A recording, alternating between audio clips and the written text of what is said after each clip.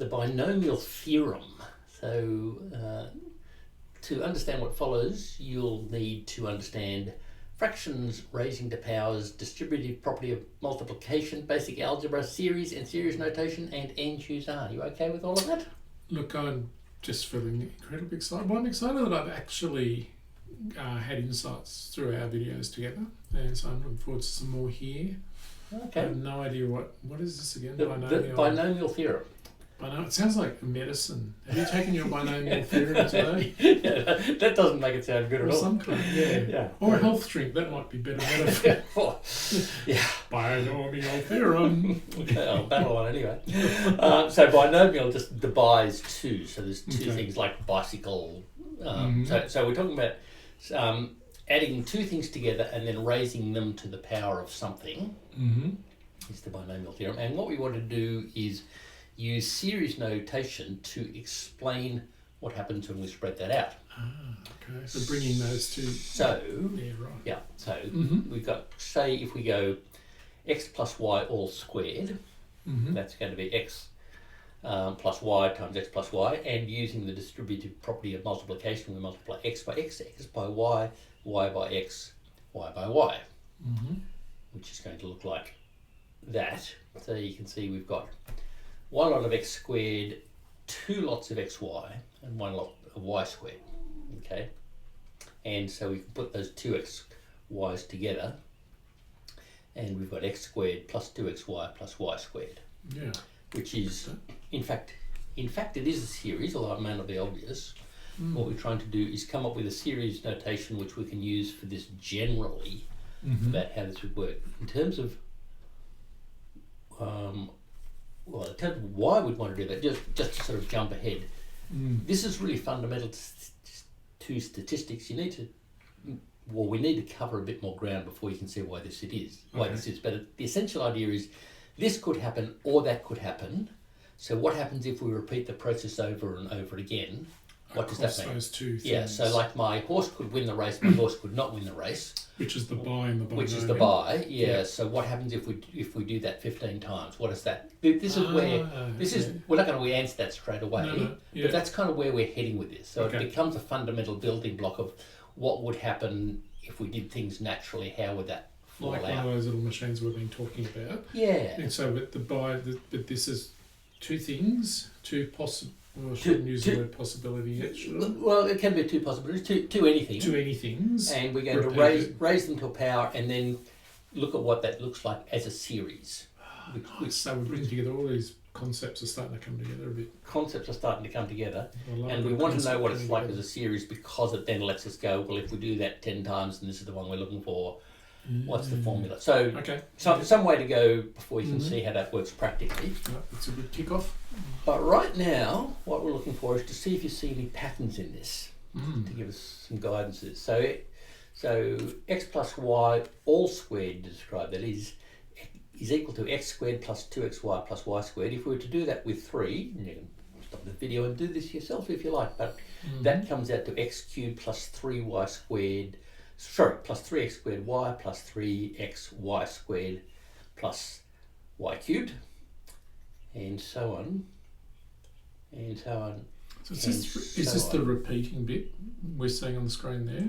No, that's not the repeating That's bit. not repeating. No, that's not the series. This is a series. Each one of these is actually a series, which may not be obvious. It's a series because we add something to a series each time. You've done. Sorry, you've added the power. But yeah, so each of those is a series. And you may not, but as you look at that, do you notice any patterns in that at all? I usually like a good pattern. I can feel, I can sense. It's all. I'm not sure I can articulate it. That's good. That's exactly right. There are some patterns there. It takes a bit to find. Fortunately, it was probably not quite nice, but it was probably Blaise Pascal, the guy who invented air pressure, among other things. When he was 5. Well, it would have been before he was 40. I think he died before that. Yeah. He died very young. It's exhausting what those guys do. Anyway, we're looking for a pattern that we can describe with a simple mathematical formula. We put in, we've said when we looked at raising things to a power that if you raise anything to the power of 1, you just get that same thing. Yep. And if you raise anything to the power of 0, you get 1. Mm. And it gets a little bit easier to see the pattern if we put in where we just got 1. We say, well, multiplied by 1, which doesn't change anything. And if we just look at those, called the coefficients, the numbers we multiplied by. Mm-hmm. And if we just focus on those coefficients, they actually work out a thing. That's cool. You might have you've read some of the book. I've cheated a bit. Yeah. That's the thing called Pascal's triangle, which use in the book to illustrate just about every aspect of mathematics there is. Not quite, but it's a huge amount that illustrates, and it happens to illustrate the binomial theorem. So the way that works is each number gets created by adding the ones above it to the left or right. So just say that again. What you just said. So that number 1, there's nothing to the left of it above. There's one thing to the right of it. So 1 plus nothing is 1. Yep. But there we go. There's 1 to the left and 1 to the right. Plus that's 2. Okay, that's giving you the answer to the one giving below. you the one below. Yeah. Okay. So 4 plus 6 is 10. Yeah. 10 plus 5 is 15 and so on. And right down the bottom there, you got 10 plus 10 is 20. 10 plus 10 is 20. Yeah. Okay. Each of those. So that's where they come from. Okay. And again, just a little glimpse ahead. You won't really be able to put these bits together, but just a little glimpse ahead of where this is going. That bottom row, the 1, 6, 15, 20, 15, 6, and 1, if we were to graph that, then it looks like that. Yeah. Which is just vaguely the bell-shaped curve. We've curve. discovered the bell-shaped curve. We've discovered the bell-shaped curve. And in fact, if we were to keep that going to infinity, it becomes perfectly the bell-shaped curve, which happens in statistics all the time. If you're a statistician, you'd call it a normal distribution curve, or a mathematician, you'd call it Gaussian. If you're a psychologist, you'd call it bell-shaped. But yeah, so this is one of the places that comes from. So this is a fundamental building block that will eventually get to that point. But it was cool how you just showed us that emerging from that equation. Emerging from the equation. Yeah, visually. That really helped me. Oh, good. So now we're looking for a formula that will help us to get there, so we can. That will express that. That will express that, and so we can calculate it mathematically, and we don't have to draw things up, because you get much longer, more than 5, and this becomes impossible to draw up. Okay. Let's take this to the 4th power. X plus y to the fourth power is x plus y times x plus y times x plus y times x plus y. And if we're to use the distributive property of multiplication to multiply that out, well, the first thing we're going to be doing is multiplying x by x and by x by x, which will give us x 4 times, and then we can do x by x by x by y, and so on, x by x by y by y,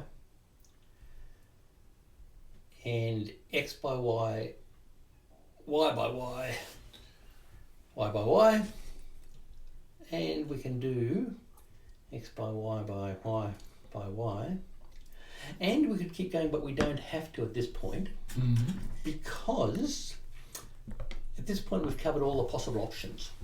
Oh, okay. Explain that a bit.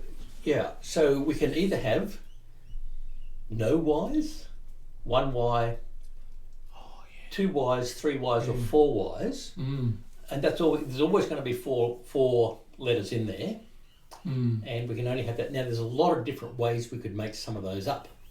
We could make in the order of them. Yeah, so we could make that second one 3 x's and a y. We could start with a y and then multiply that by x by x by x. So we'll have to at some stage work out how many ways we could get to that point. Right. Yep. But in terms of what we're going to come up with, that's the full total of what we can come up with.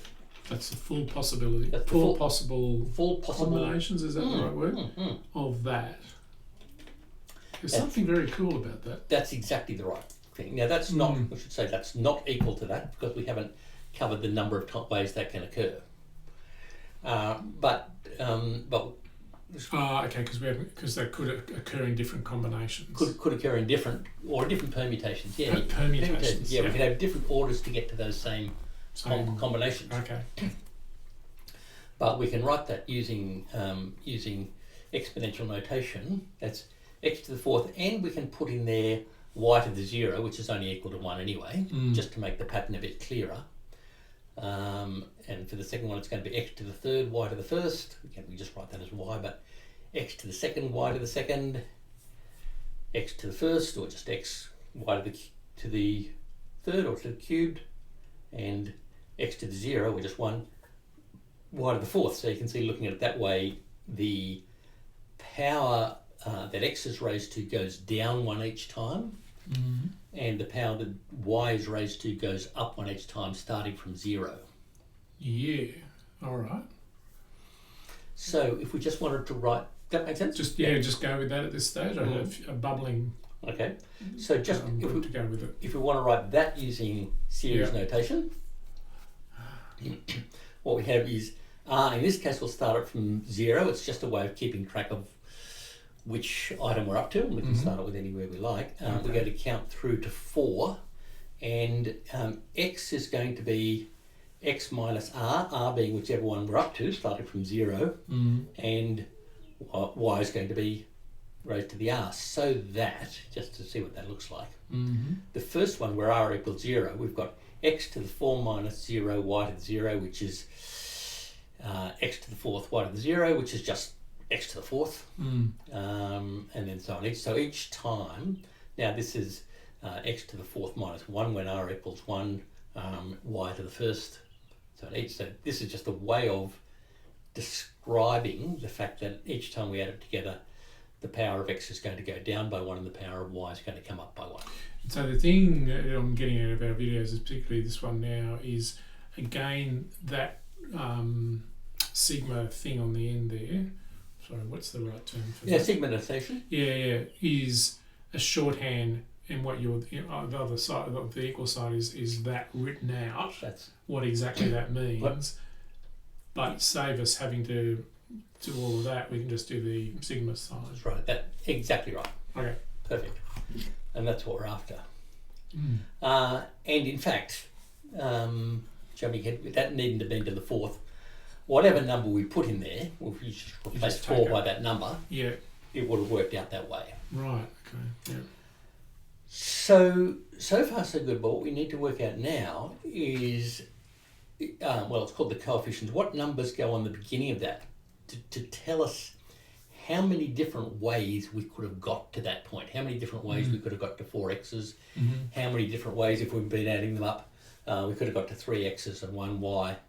So does that mean you get 3 x's and 1 y, you could have x, x, x, y, you could have x, x, y, x, you could have x, is that what you get? That's exactly right. Okay, so what do you call that again? Was that just the order they are? So we're looking for, how many ways to get to the combination. How many ways to get to the combination, right, okay. Okay. And we could add them all up. But, this is where we get to one of the clever things. Yeah. We looked at n choose r.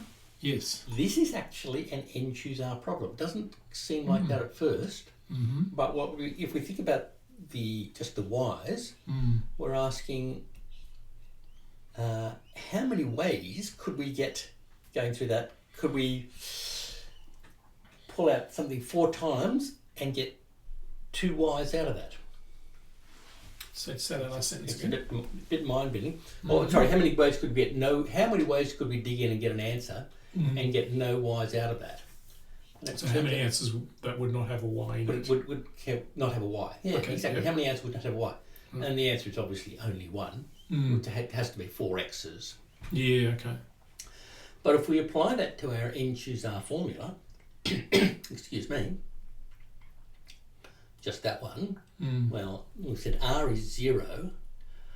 Something important that I skipped over earlier. Yeah. This is just a convention, and it's a convention that makes it much easier to write formula in a whole lot of different ways. Doesn't seem to make sense. Later on, when we come to look at factorials way down the track, there's a different formula you can use where this makes sense. But When for we talk now, like that, because I'm a bit of a more of a word person, is saying that the same as saying a convention in grammar? Is it like a grammar convention? Yeah. This one is, Yeah. and it's a convention fundamentally it makes it easier to write formula. And we all agree, formula. if you're going to write this formula, use this approach. Right. Exactly. And the convention is 0 to the 0 factorial equals 1. Okay. It's just a convention to make it easier, because otherwise you'd be writing all sorts of exceptions in formula. Okay, that's really helpful to understand the practical reason for those kinds of conventions, because in the past I've always thought, well, they're just someone randomly picking it, but what you're getting at is it's actually an efficiency thing in it that means everyone who's doing this knows what that means, and it saves us screeds of paper and computer screens. When we eventually look at the gamma function, you go, well, the gamma function can be used for, but we don't need to worry about that. But assuming that anything 0 factorial is going to be, oh sorry, I'm getting a dry throat here, just a drink of water. I can just ooh and ah at the maths while you have a drink. How's that? Ooh, ah. Perfect. Assuming that 0 factorial is equal to 1, what that looks like for our r equals 0 and our n equals 4 is 4 factorial over 0 factorial over 4 minus 0 factorial. So 0 factorial on the bottom is 1, 4 minus 0 factorial is 4 factorial, 4 factorial over 4 factorial is going to be 1. So there's one way, which we've just said, of getting... Oh, yeah, okay. Because we so in that example, like it was kind of an obvious one, but you've worked it through the formula to prove... to prove that the formula works. Yep. We'll do that with each of those. So so it's just one lot of 4x. And so for this one, our r's now become 1. So our n's still 4. So it's 4 over 1 factorial times 4 minus 1 factorial, which is 3 factorial.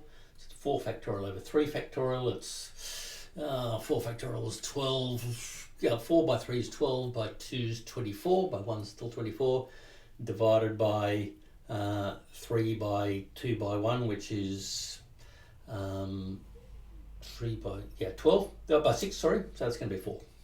Yeah. Or we could have just said we're eliminating 3 factorial at the end and there's going to be 4. Okay, yeah, that's clear.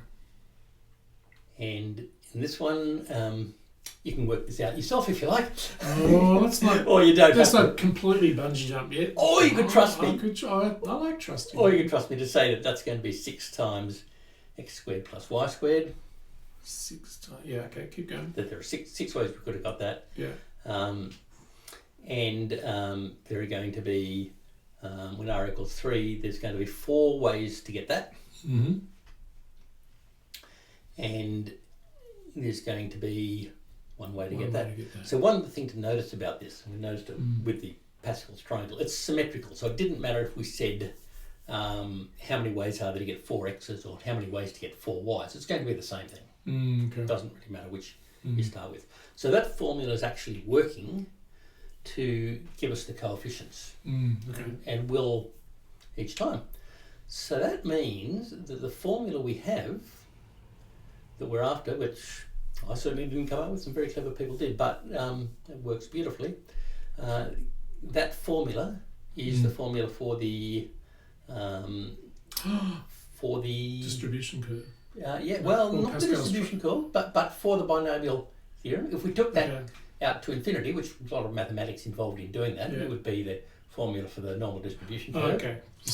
For now, it's the formula for the binomial theorem. So if we change that 4 to an n, and just go, okay, x plus y to the n, you're going to be able to pick any point. You're going to be able to pick the rth point in any one by applying that formula and going, okay, that's what we're going to come up with. Oh, nice. That's really cool. And that n factorial over r factorial over n minus r factorial, we can just change to be that symbol we have there for n choose r. So it's n choose r. So that's a good application of the n choose r. That's a good application for the, and one of me to the see, ways it builds into a building block, which is this is another building block that we're building. But this is just about everything you look at in the mathematics of statistics links back to this in some way. Okay. This is a really really foundational thing to get. Yeah, and like starting to see a bit more clearly how that's the case. It comes a lot clearer as you study more, but once you kind of know where that comes from, go, oh, okay. Because when I first saw this in a statistics book, I went, "What? I have no idea what people are smoking." But now I kind of go, "Oh, okay, that's where that came from, and that's what that actually refers to." Okay. Thank you for watching.